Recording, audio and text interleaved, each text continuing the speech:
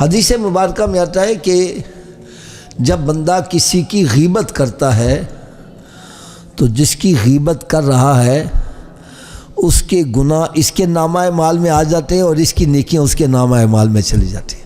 ایک بزرگ سے نا، ان سے کسی نے جا کے کہا، حضرت جی وہ فلاں بندہ آپ کو بڑا برا بھلا کہہ رہا تھا، آپ کی بڑی برائیاں بیان کر رہا تھا، تو آپ نے ادھر ادھر نظر ماری تو دیکھا ایک تھال مٹھائی کا پڑا ہوا ہے، آپ نے اٹھایا، کہا یار یہ جا کے اس کو دے آؤ میری طرف سے۔ وہ کہنے لگا جی یہ کیا بات کر رہے ہو، ایک تو وہ آپ کی برائی کر رہا ہے، دوسرا آپ مٹھائی بھیج رہے ہو۔ فرمایا یار میرے کہے بغیر، میری بغیر ریکویسٹ کے اس نے اپنی نیکیاں مجھے دے دی، میرے گناہ اپنے نامہ میں لکھوا لیے، تو میں اس کو مٹھائی نہ بھیجوں تو اور کیا بھیجوں؟ یقین جانو اول تو ہم نیکی کرتے ہی نہیں ہیں، اور اگر کر لے جتنی دیر اس کو تباہ و برباد نہیں کر لیتے ہمیں چین نہیں آتا۔ ادھر نماز پڑھ کے جاتے ہیں، باہر نکل کے مولوی صاحب کی برائی، اسی وقت ہی اپنی نیکیوں کو ختم کر کے کوئی نیکی ہمارے پلے پڑی رہ نہ جائے۔ غیبتیں، چغلیاں، جہاں بیٹھو فلاں کی برائی فلاں کی برائی۔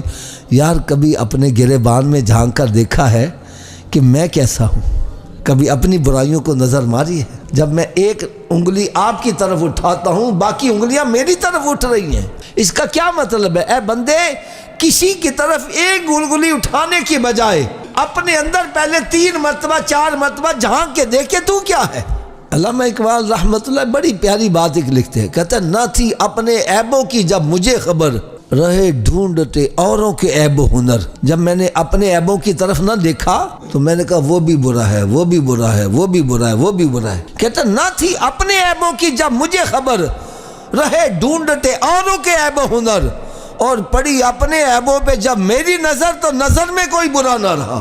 جب میں نے اپنے اندر جہاں کے دیکھا میں نے کہا ساری دنیا اچھی ہے، میں ہی سب سے برا ہوں۔ آج یہ چیز ہمارے اندر ختم ہو گئی، ہم اپنے آپ کو نہیں دیکھتے۔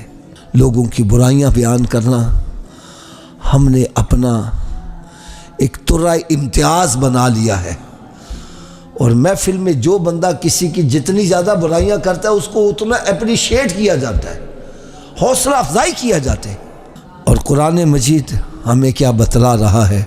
ویل لکل ہمزہ، خرابی ہے اس کے لیے جو لوگوں کے منہ پر عیب کرے، لمزہ، اور پیٹھ پیچھے بدی کرے۔ صحابہ کرام علیہم رضوان میرے آقا صلی اللہ علیہ وسلم کی بارگاہ میں عرض کرنے لگے، یا رسول اللہ صلی اللہ تعالیٰ علیہ وسلم، ہمارے ماں باپ آپ پر قربان جائے، اگر ایک بندے کے اندر برائی موجود ہے، کیا چیز ہے؟ اور وہ ہم اس کی کنڈ پیچھے بیان کریں، پیٹھ پیچھے بیان کریں، تو یہ تو غیبت نہیں ہوگی نا، اس کے اندر برائی پائی جاتی ہے۔